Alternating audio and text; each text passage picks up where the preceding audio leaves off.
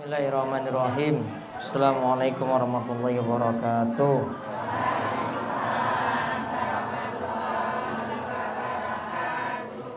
Alhamdulillahirabbil alamin. Hamdan katsiran thayyiban mubarakan fi kama yuhibbu rabbuna wa yardah. Wa asyhadu an la ilaha illallah wahdahu la syarikalah wa asyhadu anna Muhammadan abduhu wa rasuluh. Allahumma salli ala nabiyyina Muhammad wa ala alihi wa man tabi'ahum bi ihsan ila yaumiddin. Allahumma inna nas'aluka ilman nafi'a wa rizqan thayyiba wa amalan mutaqabbala. Baik Bapak Ibu-ibu, para jamaah sekalian yang mungkin senantiasa dirahmati dan diberkahi Allah Subhanahu wa taala. Kita bersyukur pada Allah atas nikmat dan karunia yang telah Allah anugerahkan pada kita sekalian, sehingga pada malam hari ini saat Allah menurunkan berkah hujan saking langit, kita dipermudah lagi untuk berada dalam majelis yang mulia ini, pengawasan malam Senin apa nih? Malam Senin Legi, pembahasan saking surat Al-Fatihah. Surat Al-Fatihah yang terdiri dari 7 ayat atau terdiri dari 7 ayat, di mana nantinya kita akan lihat ayat-ayat yang ada nantinya. Ya, sudah sampai ihdinas siratal mustaqim. Ya Allah, tunjukkanlah kepada kami jalan yang lurus. Baik, kita ulang ya. Kalau tuntun baca Al-Fatihah, kemudian nanti diikuti. A'udzu billahi minasy syaithanir rajim. A'udzu billahi minasy syaithanir rajim. Bismillahirrahmanirrahim.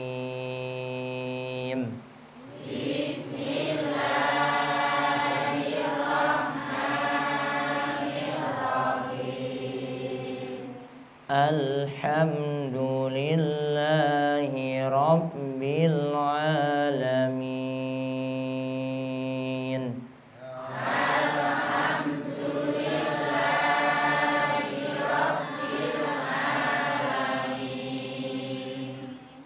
Ar-Rahmanir Rahim.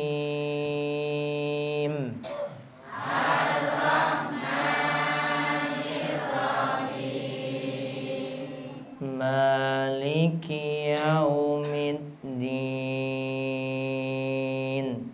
Maliki yaumiddin. Iyyaka na'budu wa iyyaka nasta'in.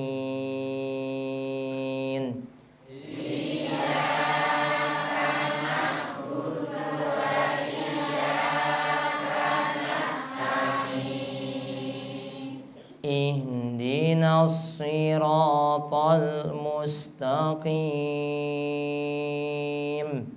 Ihdinas siratal mustaqim.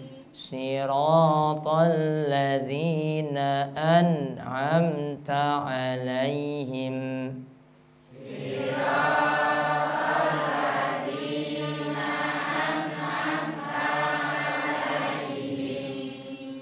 Ghairil maghdubi 'alaihim.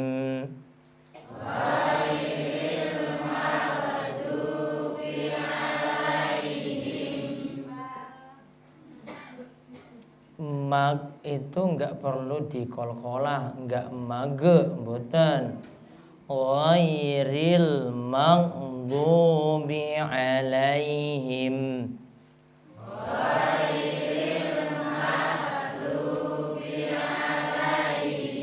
jadi nggak boleh bukan ghairil maghdubi alaihim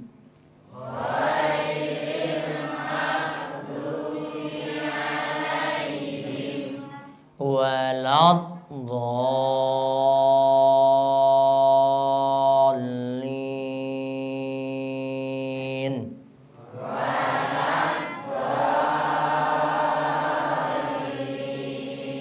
6 harokat. Waladdallin.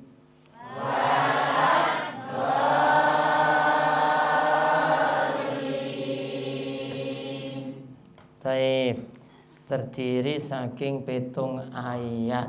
Ihdinas siratal mustaqim. Ya Allah, tunjukkanlah kepada kami jalan yang lurus.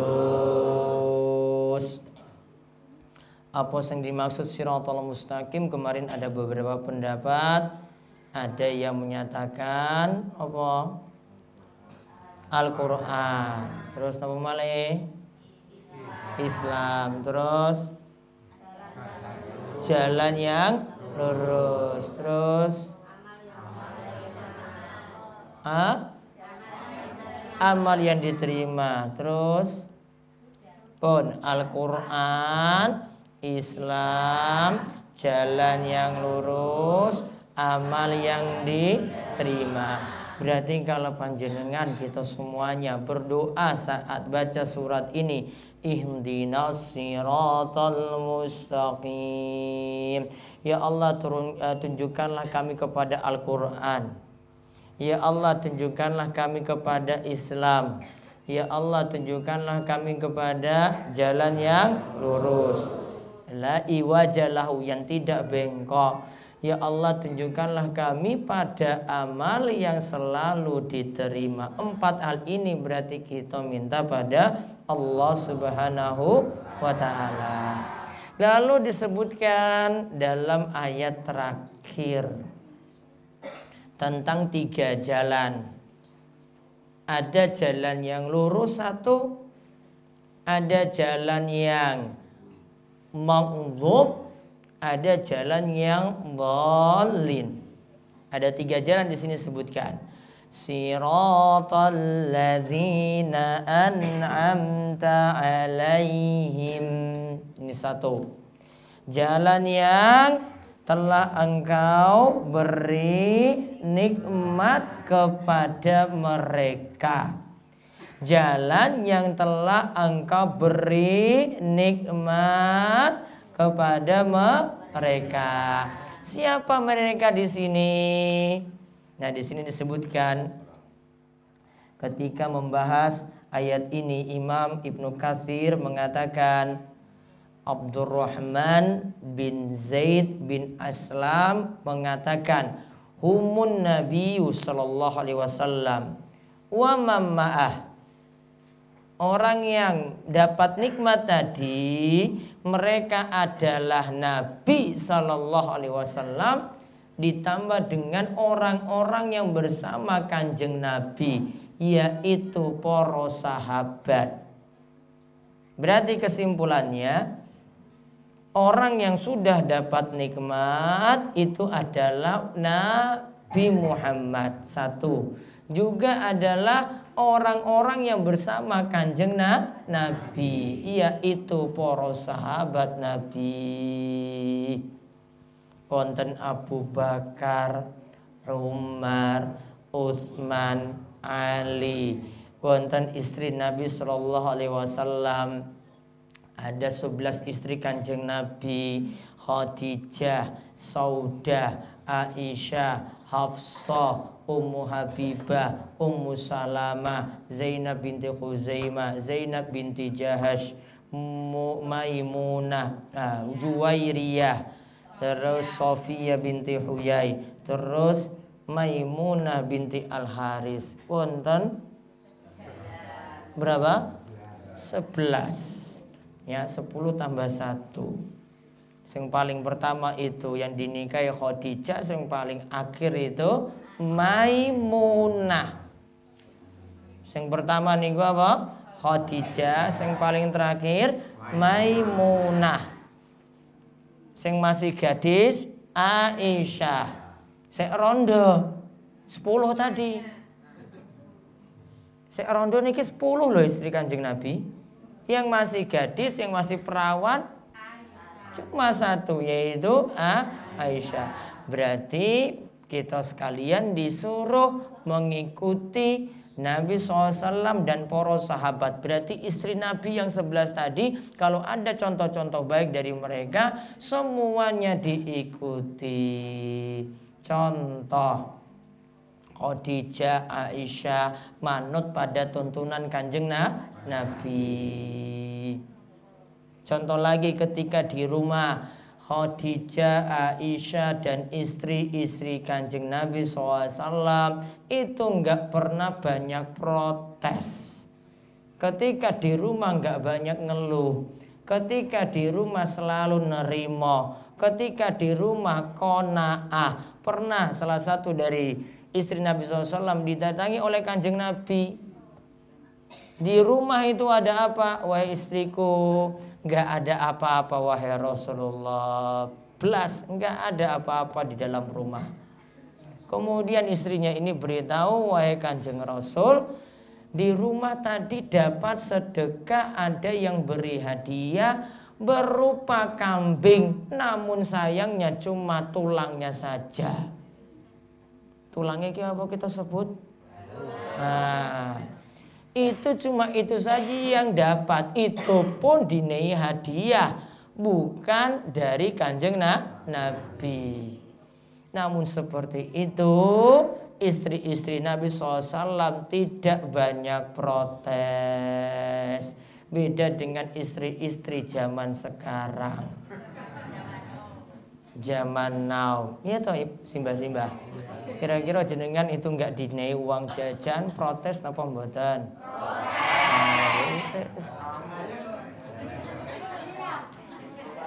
Kalau misalnya di pawon itu enggak ada yang dimasak, jenengan protes napa mboten?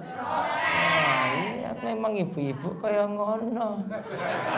Namun ketika di zaman Nabi SAW, istri-istri Nabi SAW, Masya Allah, sabar sekali. Walaupun berhari-hari orang masak. Soalnya nggak ada yang dimakan kecuali kurma. Kurma ki ora dimasak. Ya, cuma ada kurma saja di dalam rumah. Pernah Kanjeng Nabi SAW malah ketika makan cuma dinai lauk cuka.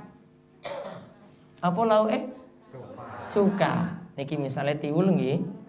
Tempe ora ono blas, apalagi mau bahas iwak dan lain-lain. Cuma dinai cuka. Terus Nabi SAW malah memuji khairul udum al-khal, khairul udum al-khal. Sebaik-baik lauk niku cuka, sebaik-baik lauk niku cuka. Bapak sanggup dinai cuka? Protes nama mboten? Oh, protes. Semuanya serba protes. Enggak bisa hidupnya nerimo, enggak bisa hidupnya qanaah. Namun yang dicontohkan oleh Kanjeng Nabi SAW tadi, inilah jalan yang lurus, jalan yang telah engkau beri nikmat, yaitu di situ ada Nabi SAW dan juga ada istri-istri Kanjeng Nabi. Itu diajarin seperti itu loh. Ini ibu-ibu, ini khusus harus ada pengawasan ibu-ibu yang nanti kaji tentang istri-istri Kanjeng Nabi yang 11 tadi. Biar di rumah itu enggak banyak protes. Insya Allah. Sekarang lalu dilanjutkan, itu yang pertama, jalan yang engkau beri nikmat. Yang kedua, ghairil maghdubi alaihim. Jangan sampai jalan yang engkau murkai. Ini berarti jalan yang kedua. Jalan orang yang dimurkai. Sinten yang dimurkai? Yang dimurkai ini adalah kata para ulama, yang dimurkai itu adalah tiang Yahudi. Tiang apa? Yahudi. Yahudi itu wongnya pinter. Kalau wong warak pinter mboten? Ya pinter. Ya. Orang Yahudi itu pinter, namun pinternya itu keblinger, maksudnya ilmunya tadi nggak diamalkan. Wes ngerti nggak boleh bohong, orang Yahudi malah bohong. Sudah paham niki haram, orang Yahudi malah katakan halal. Padahal mereka itu pinter, cerdas. Rata-rata orang-orang tokoh-tokoh penemu yang ada, yang bapak ibu-ibu dulu zaman biyen loh niki pelajari di sekolah, itu orang-orang pinter yang nemukan macam-macam, nemukan lampu, telepon, TV dan yang lainnya. Semuanya itu rata-rata saking orang Yahudi.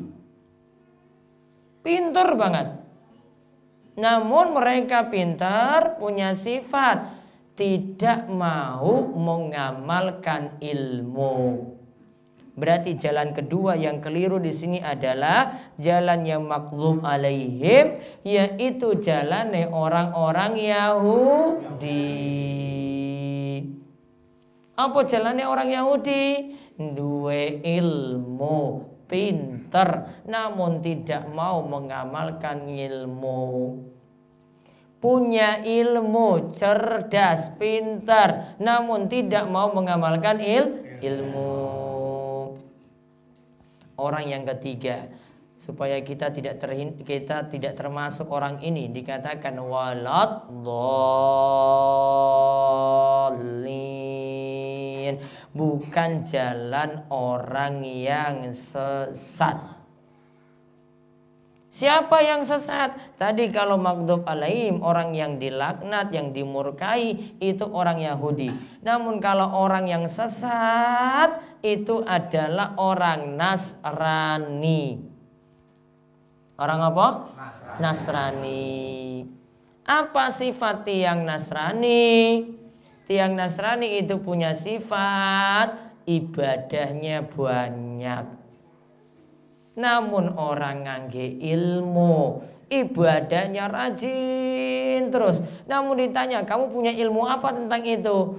Dia nggak punya ilmu sama sekali. Berarti orang Nasrani rajin ibadah, namun nggak punya ilmu.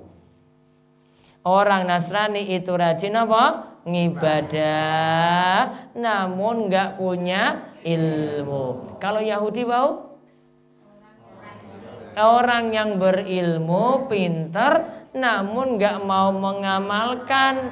Orang Nasrani punya amalan, rajin ibadah, namun gak punya ilmu. Itulah maghdhub, itu orang Yahudi. Itulah ad-dhalin, itulah tiang Nasrani. Tadi orang Yahudi punya sifat, punya ilmu, gak mau ngamalkan. Orang Nasrani punya sifat, punya ibadah rajin, namun gak mau mengamalkan, tidak mau berilmu lebih dulu. Berarti sekarang kita jadi tiang muslim, tugasnya apa berarti? Ngaji, terus ngamalke ilmu, ngaji, terus ngamalke ilmu.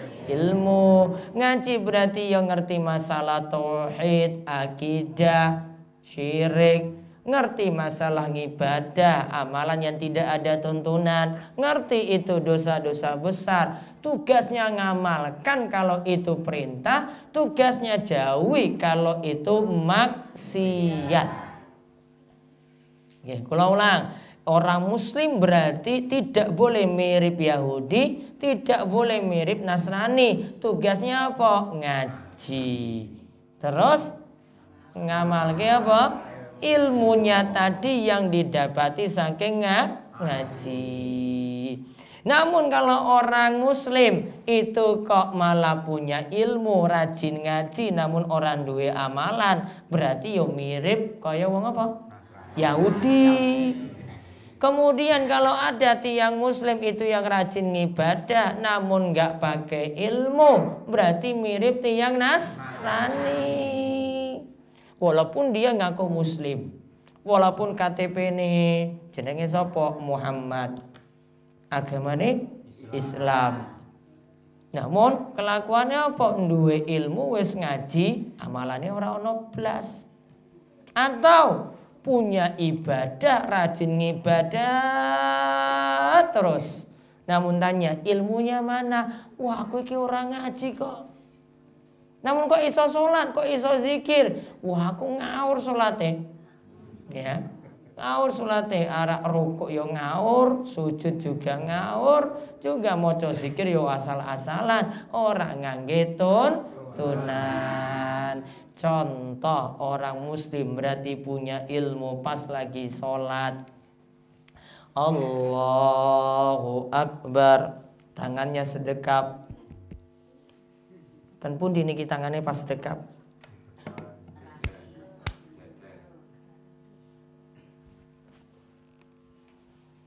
Mriki. Boleh turun sedikit. Boleh. Yang penting ini loh. Ya. Ada yang sholatnya ngene. Neng samping apa niki? Pinggang. Ono sik ngene. Ini kan nggak ada tuntunan. Sik wonten tuntunan riki. Perut turun lagi, nempusar, oh nyantai banget. Allahu Akbar. Sah. Keluarkan iki lho. Boleh. Nggih. Yang penting tangan kanan di atas tangan kiri. Ini di depan. Enggak boleh kebalik. Riki. Nggih. Jadi dia takbir. Allahu Akbar. Iki jenenge apa iki? Punggung. Apa sih jadi? Wow. Gelugel. Iki lho. Boleh tangannya di sini, boleh di sini pas pergelangan iki lho. Nggih. Niki. Boleh di sini. Boleh digenggam. Berarti 4 nggih, lihat. 1 2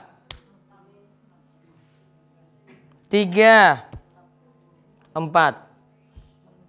Ulang. 1 2 3 4.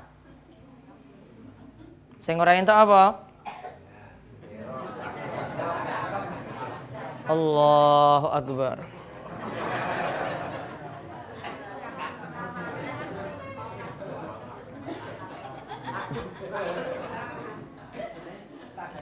Jadi nggih, lihat. 1 2 3 4. Nggih, cukup di sini saja. Dan gak boleh ada gerakan-gerakan tambahan. Niki ono sik takbir iki main-main malah. Allahu Akbar.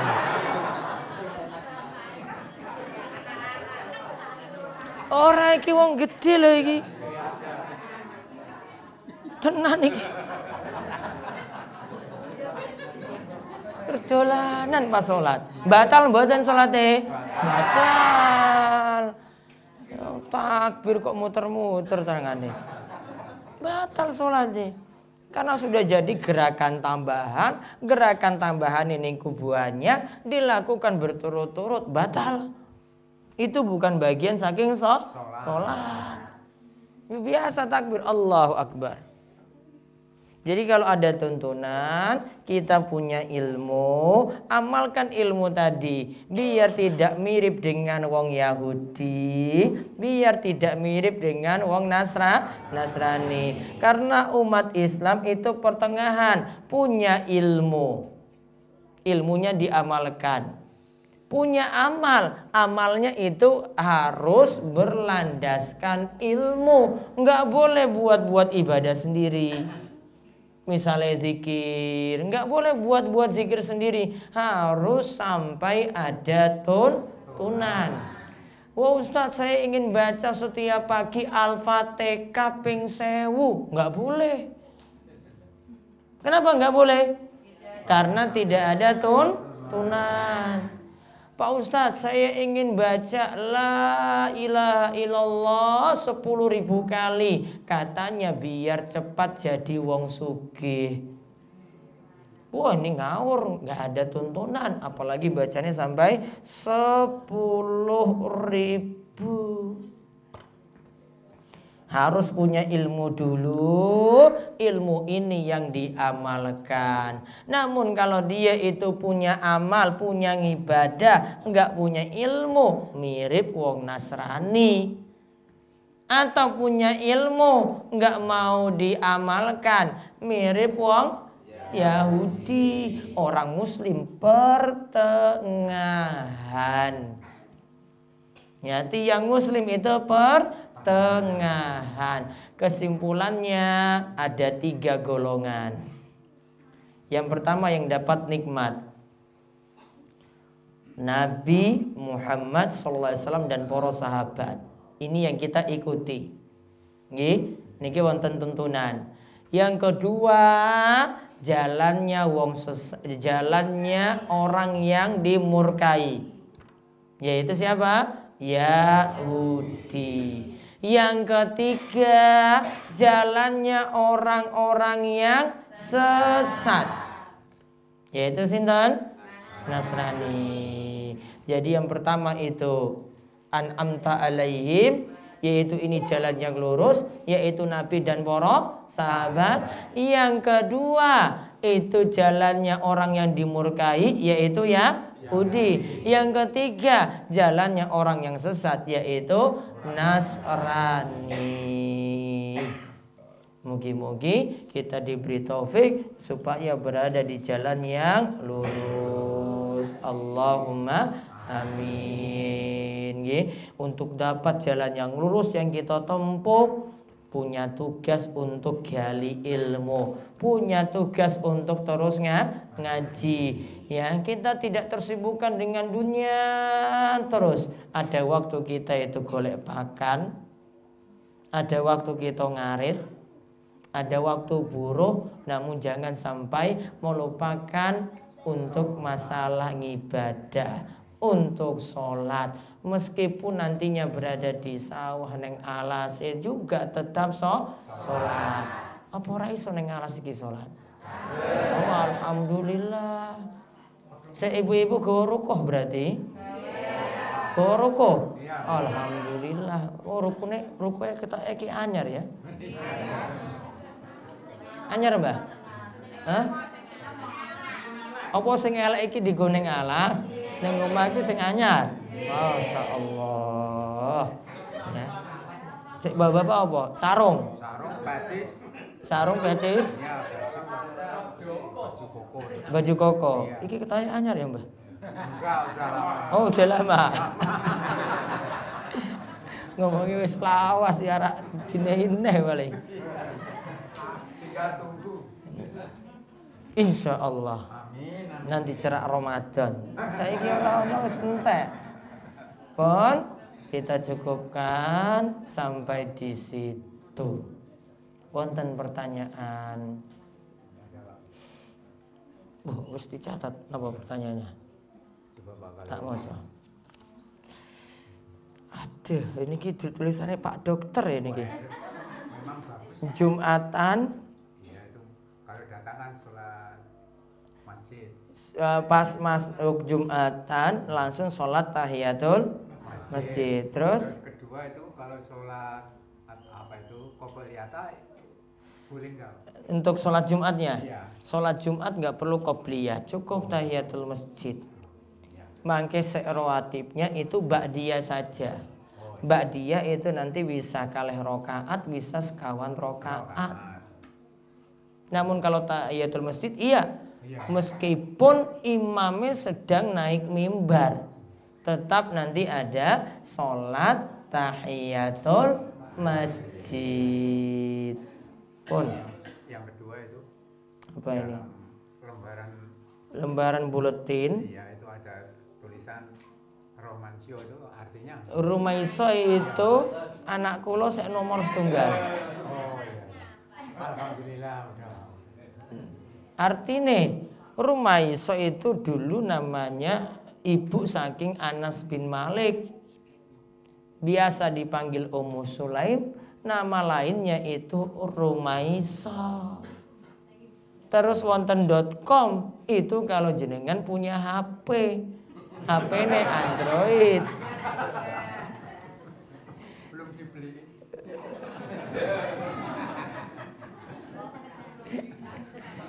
Jadi cuma nama ini untuk buletin. Karena Rumaiso itu punya internet namanya rumaiso.com, sering dibaca, buletinnya namanya buletin rumaiso.com. Wonten TV di YouTube itu juga namanya Rumaiso TV. Ada lagi yang terakhir, ada Biro Jodoh, namanya juga Biro Jodoh Rumaiso. Gitu, semuanya serba itu. Dan itu sudah ada hak paten, nggak boleh ada yang membaca. Jadi misalnya warga kunci terus gawe produk keripik Rumaiso, wah itu diprotes. Ya, tiwul mereknya apa? Rumaiso, wah digugat besok di pengadilan. Karena itu sudah ada hak paten. Hak paten itu maksudnya nggak boleh ada yang pakai nama itu. Karena itu sudah jadi nama usaha. Nggih, sudah ada nama radio, TV, ada produk-produk. Oh, kalau ada yang buat diprotes yang tak gugat. Oh, kenapa kamu pakai nama itu? Enggak boleh. Ganti. Kalau dia pakai nama Rumaisi boleh. Kalau Rumaiso enggak boleh. Harus bayar. Gitu, Pak. Pun jadi misalnya wong jurang warak gawe keripik namanya keripik Rumaiso, wong kok digugat. Bon. Jadi itu nama sahabat Nabi, namanya Ummu Sulaim, dipanggil juga Rumaiso. Gitu Mbah Pun. Baik. Ada lagi? Nggih.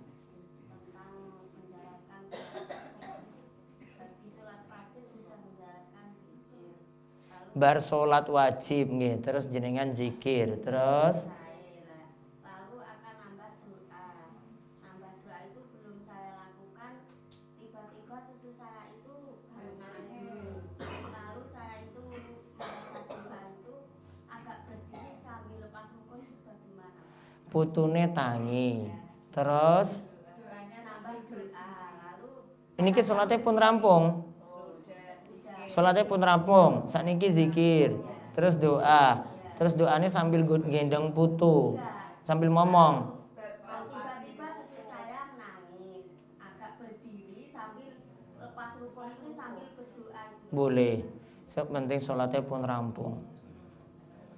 Nih, sholatnya wau sah, zikir wau kalian doa, niki bukan bagian saking sholat. Jadi bebas keadaannya seperti itu. Pon, bapak-bapak, wonten, ibu-ibu.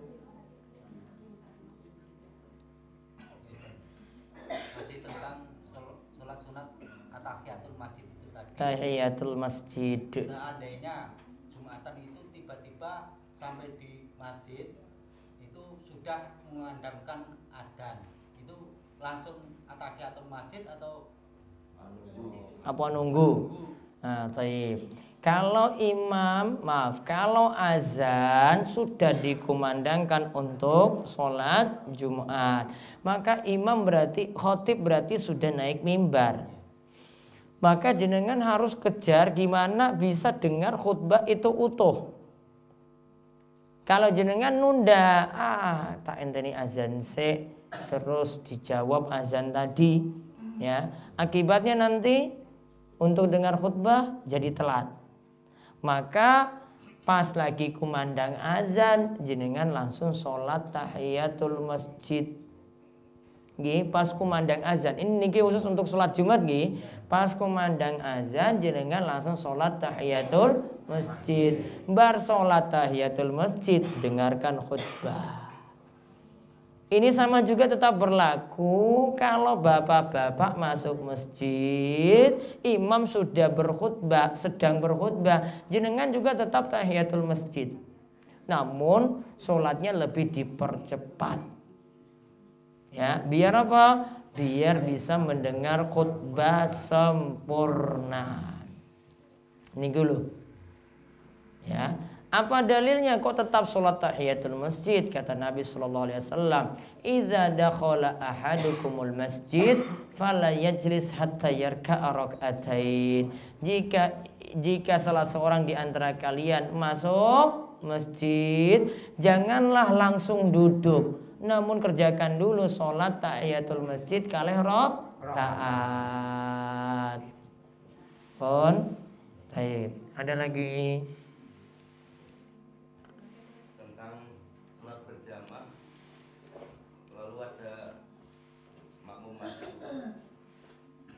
Tapi agak jauh nggak nempel, digeret atau diambil itu. Niki masbuk. Tapi nggak mepet sama jamnya. Ada jamaah yang sudah duluan. Yang jamaah ini, yang masbuk ini nggak mau dekat rapat dengan yang sudah ada. Terus digeret saja. Ya, kalau paham. Namun kalau orang paham ya sudah ditinggal. Misalnya jenengan tarik malah dia mau pukul tangan jenengan juga, itu nggak usah dipedulikan. Cukup kalau dia mau manut saja. Yang jelas saat sholat berjamaah disuruh merapatkan shaf.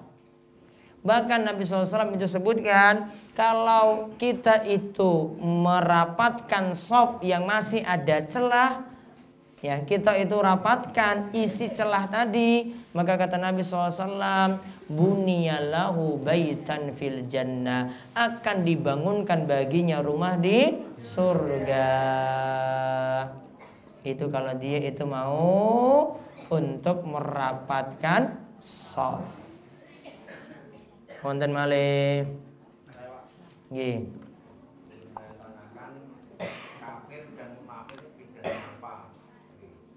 Kalau munafik itu menampakkan muslim, namun batinnya itu mboten muslim.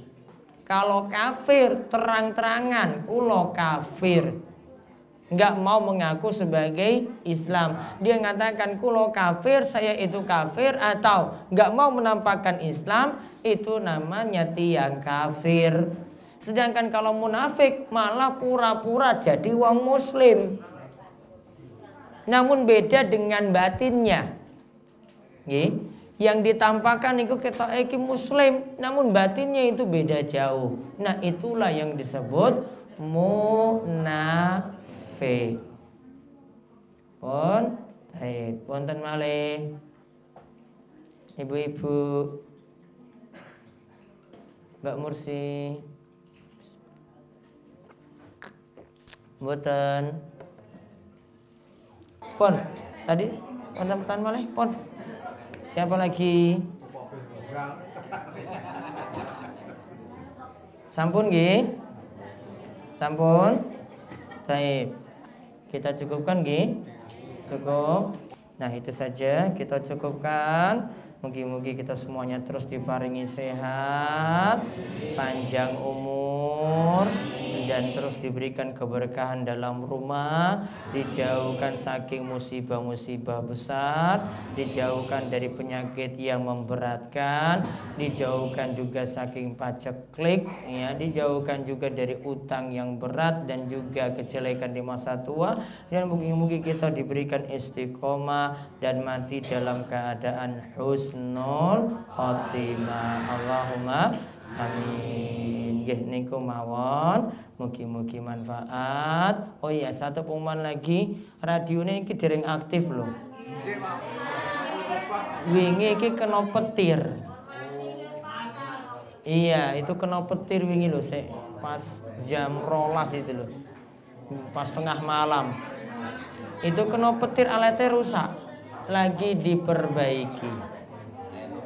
Nanti insya Allah nyusul.